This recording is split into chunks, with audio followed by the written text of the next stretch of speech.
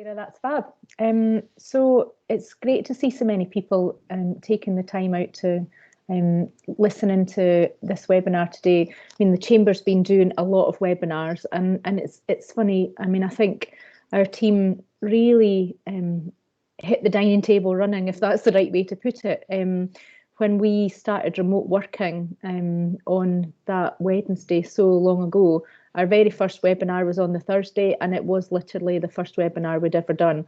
And I think we're very lucky that we've got a community of people that are kind of supportive enough to just let us dive in. And if something doesn't quite work along the way, then people have been really great and have kind of borne with us. And we've now developed that webinar series into 4 a week. So we do a Tuesday networking. It's a coffee and a virtual cake for members to come along and kind of tell us what is happening with them, and we give them some questions and we get a bit of feedback from them.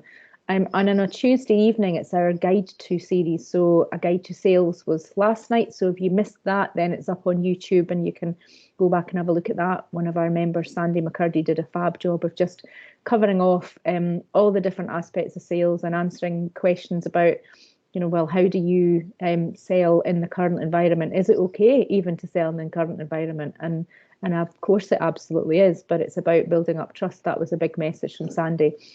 And then our Wednesday series is definitely about supporting people. And obviously today we're going to be talking about well-being and resilience, which people are just very naturally showing, I think, at this time. But it's really important to work at that as well, and just to have something that shares the stories of what other people are doing. And then, it helps then us leaders and managers and people that are working remotely. And we have got another 3 and a bit weeks, maybe 2 and a bit weeks of at least the current lockdown scenario, and who knows what the plan to come out of that will look like. So it's a really, really important topic. And then on Thursdays we do a webinar aimed at supporting the business. So whether it's about thinking about the various schemes and how you access those, or looking at other ways to actually support your business rather than the people angle. That's what our Thursdays are about.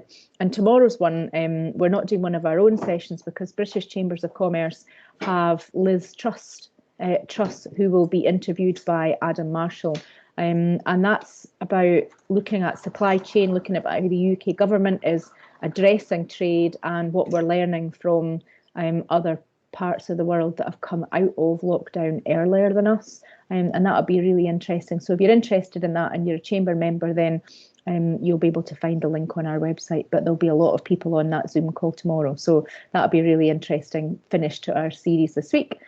And we've also been doing other things. We're talking to governments all the time, feeding back about specific issues, such as we've had a member today say, I can't access the small business rates relief grant because I moved into our property in March and I didn't get onto the register in time. And there's a whole bunch of people like that are falling through cracks.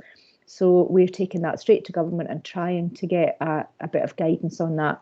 And we're working really hard with the local authorities in the region as well. So me and Vicky from Perthshire Chamber, Federation of Small Business and Scottish Enterprise are all meeting. We were meeting 3 times a week with each of the local authorities, but we're now down to 2 times a week. And it's just to share expertise, share feedback, hear about the issues that are coming up, and that lets us take that kind of story back to businesses. And a really important one at the moment that really, I guess, ties into what we're talking about today is that people are getting frustrated, and it's understandable frustration, but actually the people that are answering the calls for local authorities who might not even be in the areas of like finance and others that are paying these grants are starting to get frustrated calls.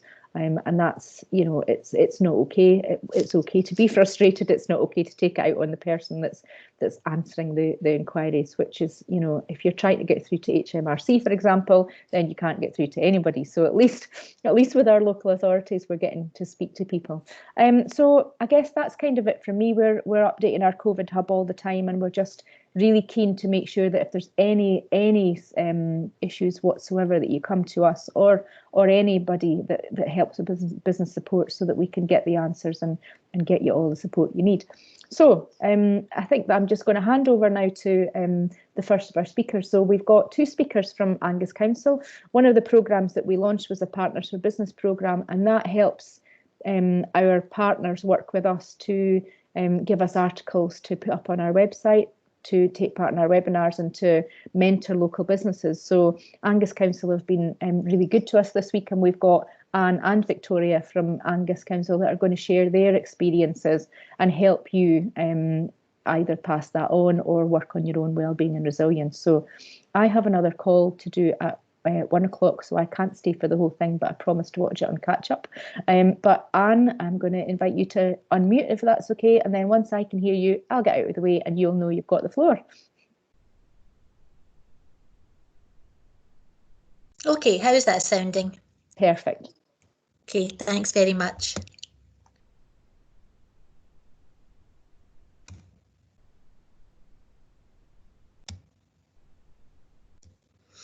I'm hoping you can all see my screen by now. How's it looking? Looks fine. Okay, that's great. So thanks very much then, Alison. So I'm Anne Lamont. I've worked for Angus Council for 11 years as an OD facilitator, and my colleague Victoria Gibbons works in the Strategic Policy and Economy team as Assistant Funding and Project Officer. As you know, we've been asked to talk about the work we've been doing in the Council to support people's resilience and wellbeing, and from Victoria's point of view, how she's using the learning and her own tools to work from home with a young child. I'm already one of the Council's business coaches. I trained and I qualified about 2011, and I'm in the process of training to be a resilience coach as well. In her book, The Resilience Dynamic, Jenny Campbell uses a river as a metaphor for describing resilience. So when our resilience river is high, we're buoyed up by the water and we can see quite far into the distance. The river knows where there are rocks, but it's got the energy to push over the surface of the rocks. It sees them looming up and it doesn't let them get in the way. Before the 23rd of March, when the organisation's resilience river and my own as well was relatively high, I got on with my normal duties. As a business coach, I do a lot of one-to-one work, informal coaching and in power hours and things like that. Other recent projects were refining our PDR system, working on this year's Shared Services Leadership Programme, supporting colleagues to develop in various ways, and developing the Council's recognition strategy. But when lockdown was announced on the 23rd of March, just about 100% of what I had been doing no longer seemed urgent. Instead of my river being high enough to see the horizon and make proactive decisions, I found myself having to react to the rocks in the river that from this low point seemed like mountains. And others were feeling the same. Most people were propelled into working from home and were sitting with worries about their own welfare and that of the world, leading us to the realisation that not everybody had the resources to support their own well-being or to work in a digital way. My first thought was to reach out to others on the All Company Yammer page and open up a conversation about how we were all feeling. I talked about the impact on me of what was happening, but then about the realisation I still had the power to choose my reaction to circumstances.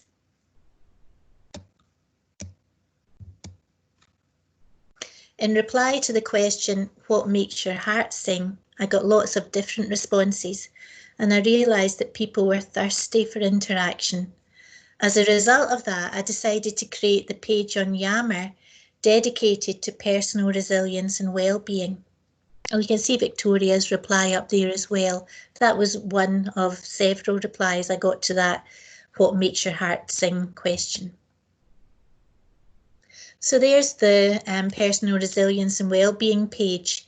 It's when I first developed it, I thought I would have a plan and I would have a running order of what was going to go up and when. There would be a string of learning going through it week after week, but it didn't work out that way. And it's really what it is. It's a mixture of the lighter stuff and also the more serious topics. Kept the more serious topics. I kept a balance of the more serious topics because we do have a dedicated COVID-19 forum where the more onerous stuff or the legislative stuff might be sitting. So the stuff that I've been posting and the things that we've been doing tie into the top enablers of resilience. And these are energy, being present, purpose, and learning. When you think about energy, it's a combination of physical, mental, emotional, and spiritual energy. And it can be applied to not only ourselves, but also teams and organisations. And those with the highest resilience will invest in their energy on a regular basis.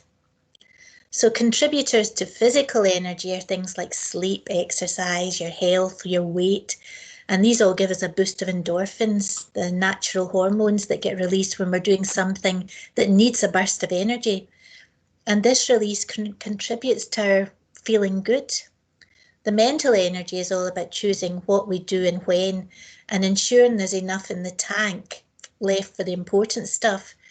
Research shows that we've a limited amount of mental energy to spend each day, and it's a good idea to tackle the most important projects first when our mind is fresh. And for me, if you're like me, that's in the morning. Our emotional energy is topped up when we invest in what gives us joy. And research shows us a clear link between performance and feeling positive, happy, and confident. And the last one is spiritual energy. So we're not talking about religion here. It's spiritual energy comes from things that inspire us, and it powers us to do more than we think we're capable of. So some of these things that I posted, I feel tie into the energy aspect of resilience. So I found, that I was nipping into the biscuit tin mid-morning, mid-afternoon, having a wee something that had otherwise been trying to cut out of my diet. Suddenly they were coming back into my diet, and some bad habits were starting to emerge. So I put up a question asking how everyone else was faring and what sort of bad habits they were getting into, and linked this post into it. This was something, a lighter thing as well. I used to live in France, and I could really relate to this. I read that there's a debate in France about what you should wear when working from home. So as it says here, French people were saying that it's bad enough having to face coronavirus and economic crisis without adding aesthetic failure to the mix. And Le Figaro says that letting ourselves go when working from home is the most dangerous of traps and a faux pas.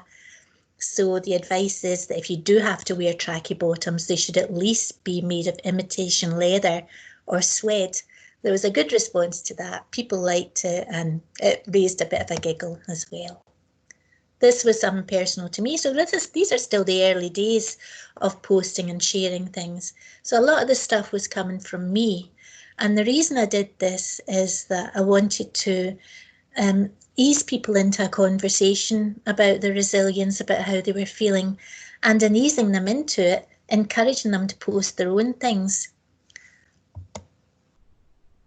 And so they started to do that. So David here, he went out and bought the Daily Mail specially and shared, the wellness journal and the good health stuff that had been in there.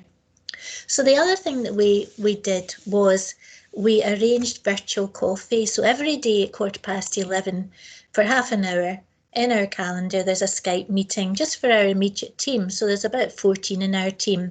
And we know that at 11:15 each day, there will be a mixture of the team sitting there waiting for a chat. So we're not talking about the day-to-day workings of the team or the organisation. It's a chat, just like the chat you would have at the water cooler or in the kitchen when you're making your coffee. And I feel now that I know more about my team than I did before, because when working from home before, we didn't really take that time to have that chat.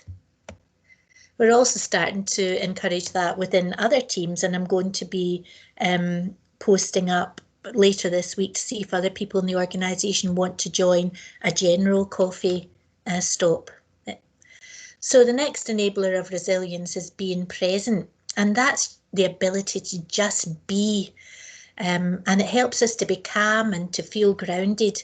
It means we notice more, we widen our perspective, we listen to ourselves and to others, and it also helps us connect with our vision and what we want in any situation. So the sorts of things that we put up there were some exercise videos. So people were talking a lot about the YouTube or the online exercises they were doing, and this vinyasa flow yoga was recommended, and this is part of one of the NHS websites. I also posted this, so thinking about being present, being mindful of how you feel. So what am I grateful for today? Even if there's nobody around to ask you, just stopping and thinking about, how am I? How am I going to get outside today, rather than being stuck non-stop in front of a screen and getting that cotton wool feeling in my head? How am I moving my body? Because although we might be sitting at work, you're moving up and down, you're going for a coffee, you're going up and down stairs, you're going in and out of the car. There's a lot more steps being taken doing that. As coaches in the council, we use transactional analysis, but on top of that, we also use acceptance commitment therapy, ACT.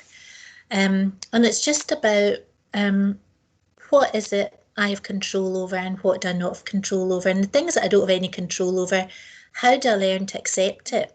So this is just an illustration of that. So, for example, my husband, who is a golfer and he lives for the weekends, if it happens to be raining at the weekend, it's the end of the world for him.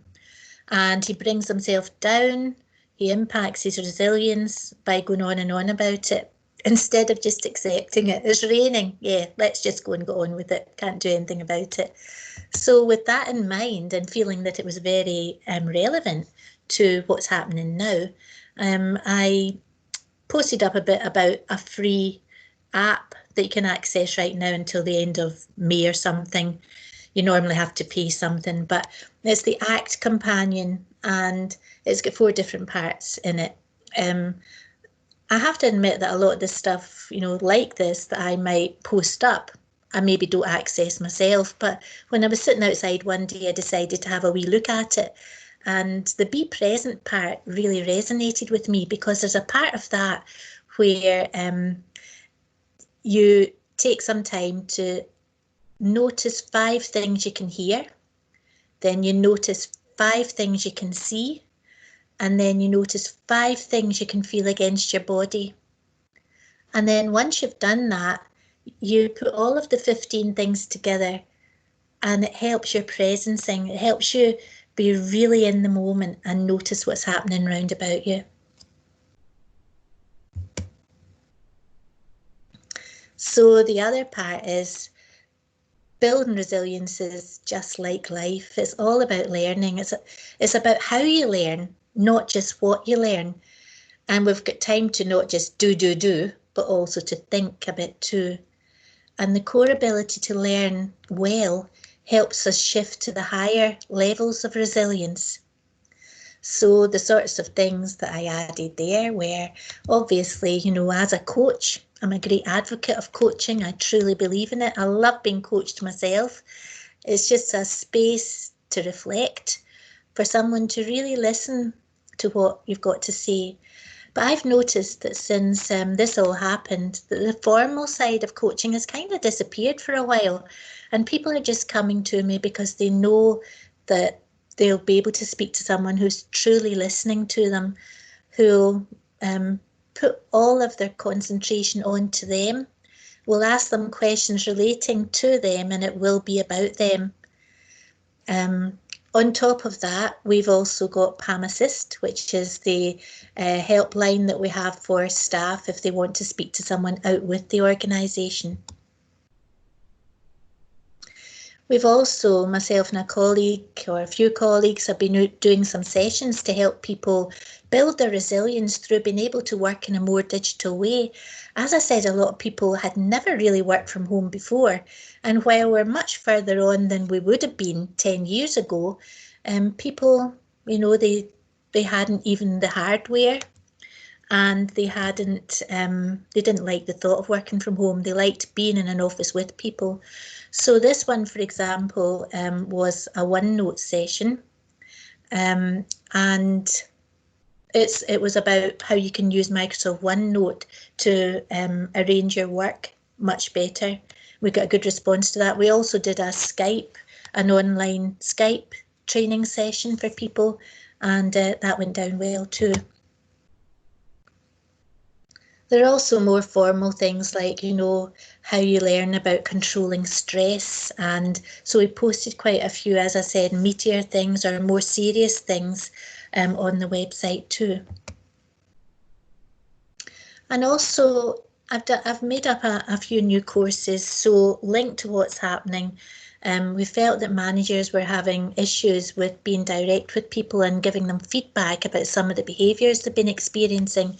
So one of the courses that I developed is a direct communication and respectful challenge course, which is really just all about giving feedback and asking for something different, or asking for the same thing if the feedback is about something that they want to continue. Also developed a working in a new team course for people who maybe have new colleagues coming in who have been redeployed, understanding that people are maybe, you know, experiencing a lot of stress in their personal lives, and so, you know, understanding where different behaviours are coming from. And there's also something, also this one on the right hand side, supporting ourselves and others through a pandemic. I know it doesn't roll off the tongue, but I didn't know what else to call it. And that's really just curated content. So it's not a course that we've written ourselves. It's a forum where we've added lots of content from various parts of the web and from other organisations. We've curated it into the one place where we think people will find it quite easily. So purpose is the last one, and it's about making the meaning in your life come alive day to day and really enacting the things that you care about. And when it comes to work, it's about being aware that stress can lead to an almost manic reaction. So it's about stepping back and thinking about what really matters. Everything else I've just talked about then comes into play. This article that I've got up here is a nice article. If you've got time, go and have a look for it. It talks about the manic defence that we instinctively use to survive in times of challenge. And it keeps up the pretense that if we work hard enough, we can hold on to the world we once knew, and we have that illusion of control. So we can be excused for panic working to numb ourselves to a certain degree these days. But the article talks about giving yourself a break. Acknowledge that these are extraordinary times and stop pretending that if you work harder, it'll be business as usual. Disorientation and distress are normal, and reach out to friends and colleagues, focus on work that helps. It'll make you more useful, focused and compassionate, just the way you would want to be in normal times.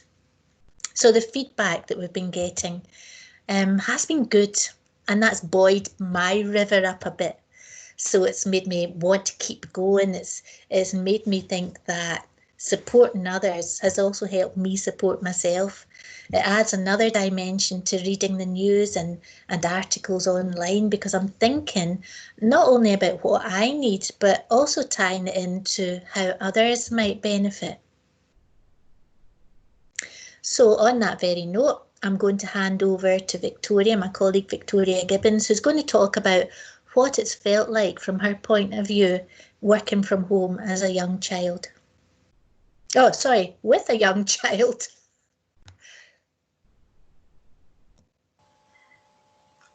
Thank you, Anne. Am I coming through okay? Yeah.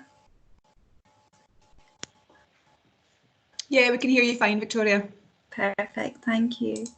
So thank you very much, Anne. Yeah, so I've been working from home, and while working from home, I've found it very helpful to use digital tools to keep in touch with my colleagues and my friends and my family. So at work, I have been using Link, which is our internal Skype for Business tool, and that allows me to instant message or audio or video call my colleagues individually in groups. So I can have a one-to-one meeting with my manager, or I can have a team meeting with my whole team, which is really helpful. At home, I've been using social media, Messenger and Zoom to keep in touch with friends and family, and enjoyed a particularly hilarious quiz on Saturday night with family. It would appear that my knowledge of 80s music is much better than I thought, so that's a bonus. I find it really helpful to read online articles as well, where my fellow human beings are sharing their experiences and emotions during lockdown. It helps me feel less isolated and that I'm not the only one feeling one way or another. As the weeks have gone by, I've adjusted my news feed, notifications and interactions with specific groups to try and filter out any unhelpful content. I've tried to limit my viewing of news channels, which for the first few weeks were on a continuous loop and becoming a bit of an unhealthy obsession. And from what I've heard, I'm not on my own there. I've found myself turning to books as a way of relaxing. Despite being a frustratingly slow reader, the books, actual paper books, are a real treat after a full day of screen time, and they're helping me to switch off and relax a little. During this time, I felt very well supported at work. So our IT colleagues have worked tirelessly to make sure that we're all set up to work from home where necessary. And they've updated the systems and provided really helpful advice to help us learn how to use new digital tools. My managers have been keeping in touch with regular Link catch-ups to keep us up to date with developments in the council, but also to check in with us about our well-being and to reassure us that we're all doing something important, even if it feels a bit strange just now. So we're having coffee and chat with the wider team once a week, which is a great way to find out how everyone is doing, and it's nice just to see everybody together. I've found the Yammer groups really helpful to keep up to date with COVID-related news in a dedicated COVID-19 group. Managers join us there at 12 p.m. every day for a Q&A session, which is really helpful, and I think that a lot of staff have interacted with that, so I think over the council we've found this really useful. And Anne's Wellbeing group has been a breath of fresh air. I've found some fantastic articles and stories in there that have sometimes been the difference between having a good or a bad day. A really fun part of the week is Hive 5 Fridays, and Hive is a staff engagement platform where we're able to give feedback. And every Friday we're invited to give Hive 5s to colleagues. And it can be for any reason, so I really enjoy taking the time to think back over the week to moments where colleagues have made me smile or laugh, or have shared something helpful, or have done something that's made me think, wow, you're amazing. So I've been asked how it felt when I was told I'd be working from home. Personally, this was something well within my comfort zone. I felt confident and well prepared. As a team, we've been ambassadors for agile working, and before lockdown, I often worked from home or locations other than my base at Angus House in Forfar. So working from home hasn't hindered my ability to be productive and carry on with my daily work. However, I do miss face-to-face meetings, particularly when I was meeting someone for the first time. So the phone call from reception telling me that my visitor's here, and going to meet the lovely new person and welcoming them to my office. It's funny the little things that you take for granted. I miss the lovely ladies who work at Angus House reception who always have a smile to greet you. I miss seeing what fantastic shoes my colleague Millie will be wearing today. I miss Shelley's pink flamingo mug, which would tell me which agile desk she was sitting at today if she was at a meeting. And I miss Spencer, the office dog. So the new world around me.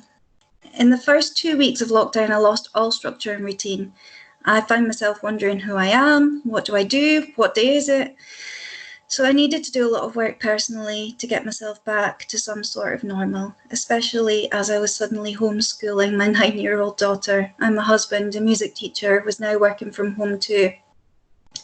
Meaning now, more waving them off. No more waving them off and wishing them a wonderful day before I enjoyed the tranquility of the house to myself and getting peace to get on with my work. They were now here for the day. So now the house is alive with music, with online lessons going on upstairs, and my daughter appearing at meetings asking me to mark her spelling. I've had to shift my perspective and be realistic. I'm working, but this is my home, and other people need me too. So we all communicate well with each other. Hopefully I've communicated well enough with Daisy that while Mum is doing her webinar, she shouldn't be coming in and asking me for a packet of Monster Munch. I've tried to create a bright and cheerful place here, somewhere that makes me feel happy. So I'm mostly working from my kitchen, which has a big window and a big glass panel back door and a skylight. So I'm surrounded by daylight, and it's lovely and cozy when the sun is shining. Personally, I'm feeling mostly positive during lockdown, and I've been making a list of any good bits to remind me that it's not all doom and gloom. So my good bits. There's been a shift in my attentions. Evening meetings have been replaced with games and music nights in. I've been trying new things, like online fitness classes. I'm more connected to my neighbours. So you pop out to hang your washing out and we start speaking to each other over the fence. And genuinely more meaningful conversations with friends and family. So when I ask, how are you, I genuinely mean it. I'm appreciating what we have, a happy home, a garden, pets, creativity.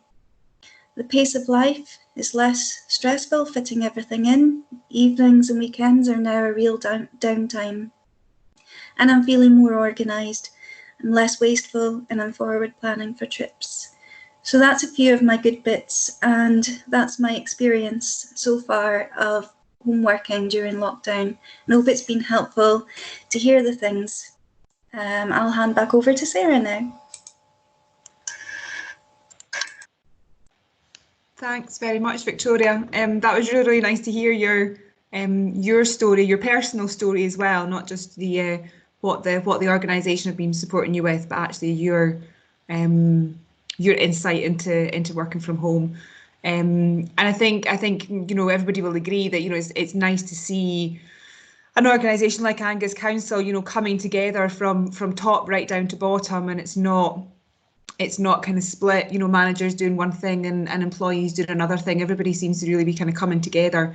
And that's certainly one thing that we've heard throughout these webinars we've been doing on a Wednesday, that actually organisations are communicating more, they're working better together.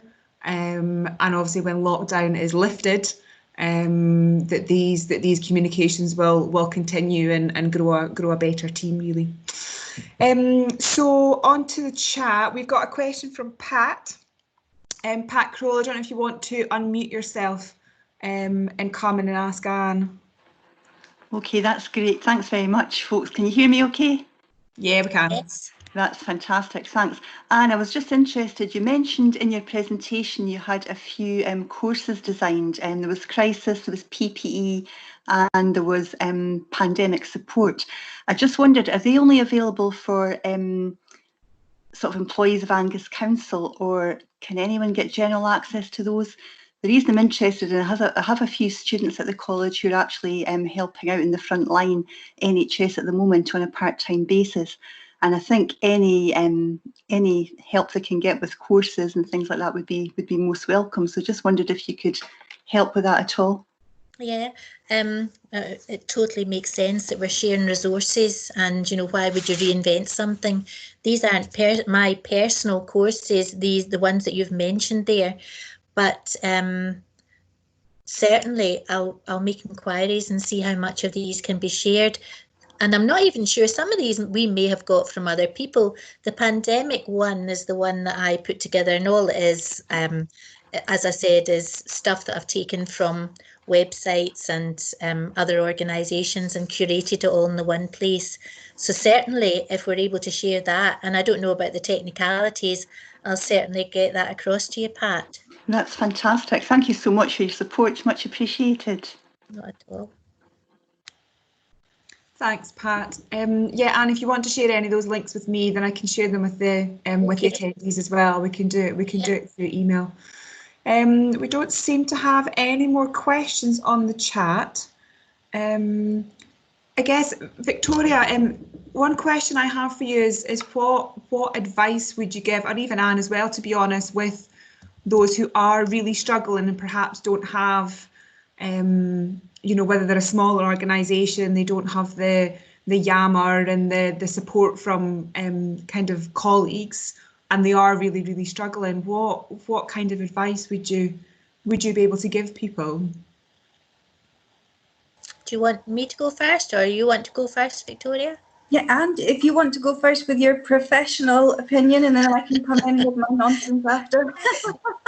Professional opinion. You know, it's true that as a larger organisation, we may have access to other tools that not all organisations might have. For me, the key here is human connection. It's about keeping that connection in whatever way you can. And although we use Skype for Business, smaller organisations can also access programmes like Zoom. And I know there have been, you know, there have been big articles in the paper about how secure Zoom, for example, is. But it may be something that you want to investigate in your organisation and see if you can have these remote meetings where you see people face to face, and you're able to almost feel as if you're in the same room rather than just a phone call. But for me, human connection is really important. As I'm maybe sort of stealing your thunder in a way, Victoria, but I'm also thinking about what you said, where you feel as if it's really important to feel as if you're making a difference right now and that your work is continuing to be appreciated. So that might be relevant to businesses right now, but if their staff have been furloughed and people aren't working, there's still something about making people feel as, well, for me anyway, it's about making people feel as if they still belong and you still care about them. And if they are able to work, giving them the type of work that you feel might be relevant and necessary, so that you can maximise what they do in this downtime. What do you want to add to that, Victoria? I would absolutely agree with your point there, Anne. I can bring in different perspectives with different hats on. So I also work on Sundays at a small business. I am a vegan cook and I work at a local cafe. And we're furloughed at the moment, and we've been keeping in touch with our small team just through messenger chats and really just giving each other a laugh. In fact, I'm just looking at my phone just now and the chat's just going and going, so I can see them. They're all chatting just now. And I think just being strong for each other and remembering that this is only temporary, and that what we need to do is look forward and keep ourselves going. I also volunteer with a local charity who employs staff, and I think as a trustee with the charity just now, my attention has never been so focused on appreciating our workers who we are keeping on going because they're delivering really important work to young people at this time, and thinking about their well-being and making them understand just how much we appreciate what they're doing and that they're supported. So I think just being kind to each other and really appreciating each other and letting people know how much you appreciate them. Mm-hmm. Mm-hmm. And what you said there, our team has also got a WhatsApp group going. So even for small businesses, some of your teams may want to do something like that. You know, it's good to keep the momentum going with people you work with. At the same time, it can be a bit of a nightmare if on a Saturday night there's some chat going on where it's just constant and you just want them all to go away and get some peace away from work. So there's that aspect of it too. But certainly, yeah, the human connection is really important. Thanks very much, ladies. I think the your is it High Five Friday? Yeah. That you do. I think that's a really good way of you know, kind of showing your appreciation for what people have done that week. And because normally in the office, you know, you would see a reaction, or you know, you would have that conversation with somebody. But when it's just going via emails, or you're using chat on Teams or something like that, actually having that kind of recognition on a through a virtual high five is quite a nice idea. Certainly the chamber team, we started off with a weekly meeting, and after about a week we took that to a daily meeting. We just felt that a week was just far too long to be going without having that interaction with one another. And actually the daily calls, you know, we're all on the call. We will go round the room, so to speak, and just give an update on what we've done, not just within work, but also in our personal life as well. You know, we've got a few with young children, a few with older children, a few with no children. So just kind of like you would, you know, have that kind of chat over the kettle boiling, and trying to just kind of keep that going really. Like you say, that kind of human connection really within the team, just to keep us going.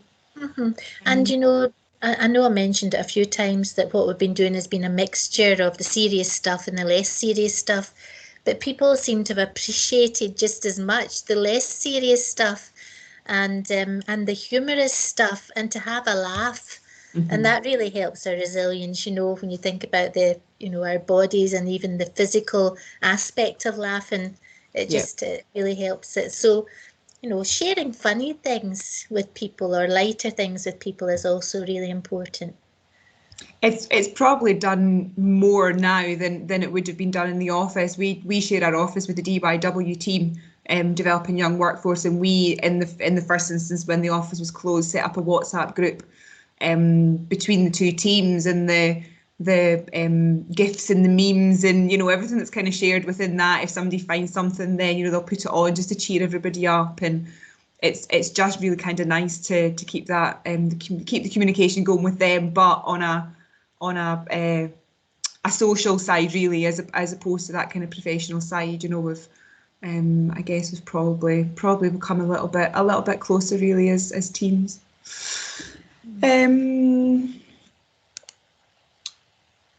Okay, Dave, I noticed that you've just posted a wellbeing platform and app into the chat. Do you want to just come in and just have just tell us a little bit more about it, and how you've been using it and what you've been using it for? Yeah, sure, guys. Yeah, this is actually a platform. I work with a company called Viditech based out of Stirling, part of the Insights group, and we created this app, and we're using it for ourselves at the moment, but we are offering it free to organisations to help them connect with staff, and that social connection piece we've been talking about. So it has a number of functions in it, including newsfeed groups, but the newsfeed is specific content about well-being. And what we're trying to do is separate that noise that people are seeing with the business tools like Teams, which most people are using now, and focusing it mainly on well-being, excuse me, and covering areas that people are concerned about right now. A lot of people are anxious about economics as well as their health and things like that. So we're using it as a business where we have various groups, such as cooking groups and pet groups and virtual walk groups.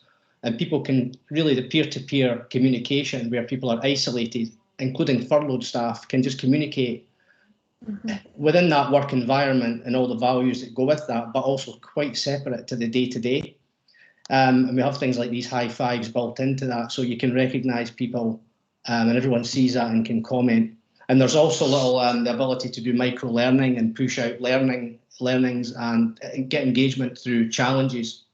And that could be something like, you know, doing the Couch to 5K app, which is the running app. That's an app we created for Public Health England. But basically, it is a safe place for employees to go and communicate with each other and with their organisation, only if they choose to. We're not bombarding people. So we've had a number of people sign up to it who have got furloughed staff. People like Apex Hotels is one example, and MenCap, who are a leading UK charity. So I've included a link there. If anyone wants to have a look, we're offering it for at least 3 months to help support companies through this period, and it's quite it covers a lot of the areas that we've talked about on the call today. But it's just a tool like any other that can be utilised. But it is built from the ground up with this purpose in mind, so to speak. Thanks very much. Thanks very much for sharing that, Dave. I'll be putting out one of our usual surveys after this, just to get your feedback on the event and some ideas on future webinars. So I'll include that link within the email, and I'll also include, I found the article that Anne referred to earlier on, so I'll include that link for people as well, and they can read it in their own time. Okay, if there's no more questions, then we're coming up to time. So I'll just thank both our speakers, Anne and Victoria. Thank you so much for sharing your expertise, your experience. It's been really insightful, and certainly some good takeaways for people to take back to their own office, so to speak. Thanks to everybody for joining us. As Alison said before, we've got a number of webinars taking place 4 a week. So head on to the website to find out what the next one is. And that's all from me, to be honest. So thanks again for joining us. Thanks again, Anne and Victoria, and we'll see you all soon. See you later.